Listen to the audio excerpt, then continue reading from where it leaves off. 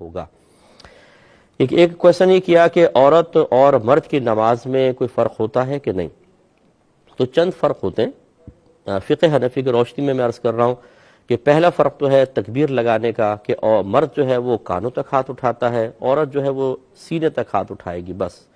زیادہ سینے تک ہاتھ اٹھائے اور پھر سینے کے نیچے اپنے ہاتھ کو باندھ لے۔ بعض نے سینے کے اوپر کہا ہے لیکن بہتر ہے تھوڑا سا سینے کے نیچے اس طرح ہاتھ باندھ لے عورت، کیونکہ عورت کو سمٹ کے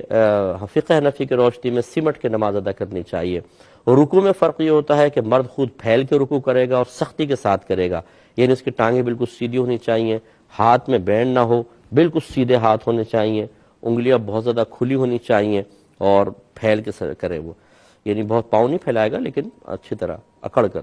جبکہ عورت سمٹ کے کرے، یہ اپنے ہاتھوں کو بند کر کے رکھے گی گھٹنے پر اور اپنے پیروں کو بہت زیادہ ملائے گی، ہاتھوں میں بینڈ رکھے، بالکل سمٹ کے سجدہ کرے، رکوع کرے۔ یہ تیسرا سجدے کے اندر فرق ہوتا ہے، مرد خوب پھیل کے سجدہ کرے گا، اس کے بازو پہلوؤں سے جدا ہونے چاہیے اور کلائیاں زمین سے اٹھی ہونی چاہیے، رانے پنڈلیوں سے جدا ہوں اور پیٹ رانوں سے جدا ہونا چاہیے خوب پھیل کر، اور 10 انگلیاں اس کی کھڑی ہونی چاہیے، یعنی اس طرح دونوں پنجے کھڑے ہوں، 10 انگلیاں مڑ جائیں اور اس طریقے سے یہ سجدہ کرے گا۔ جبکہ عورت کے لیے حکم یہ ہے کہ وہ سمٹ کے سجدہ کرے۔ مصنف ابن ابی شیبہ کی روایات موجود ہیں اور بہت ہی کم راوی درمیان میں ہیں، کئی صحابہ کرام سے منقول ہے کہ عورتوں کو پھیل کے سجدہ کرتے ہوئے دیکھا تو آواز لگائی، حضرت علی رضی اللہ تعالیٰ عنہ سے بھی منقول ہے کہ آپ نے فرمایا سمٹ کے سجدہ کرو۔ تو عورتوں کے لیے حکم یہ ہے، کوئی مانتا ہے ٹھیک، نہیں مانتا آپ اس سے بحث نہ کریں، ان کے پاس شاید اپنے دلائل ہوں گے،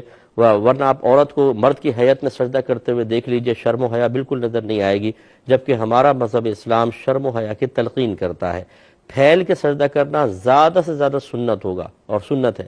اور سمٹنا اور عورت کو اپنا پردہ قائم رکھنا یہ قرآن و حدیث کی روشنی میں بہت زیادہ واجب رکھا گیا ہے۔ تو اس لیے صحابہ سے بھی جب ثابت ہے کہ انہوں نے عورتوں کو تلقین کی ہے، تو عورت کے لیے حکم یہ ہوتا ہے کہ وہ سمٹ کے سجدہ کرے، اس کی کلائیاں اگر زمین پہ بچھ بھی جائیں تو یہ وہ مردوں کے لیے حکم ہے، عورت کے لیے نہیں۔ اسی طرح اپنے جسم کو سمیٹ کر رکھے، اپنے دونوں پیروں کو ایک طرف نکال کر وہ بیٹھے اور پھر اس طریقے سے سمٹ کے سجدہ کرے گی۔ اسی طرح اتحیات میں مرد الٹے پیر پہ بیٹھے گا اور سیدھا پنجہ کھڑا رکھے گا، جبکہ عورت جو ہے وہ دونوں پیر ایک طرف نکال کر بیٹھے گی اور پھر وہ سمٹ کے اپنا اتحیات وغیرہ پڑھے گی، تشہد پڑھے گی۔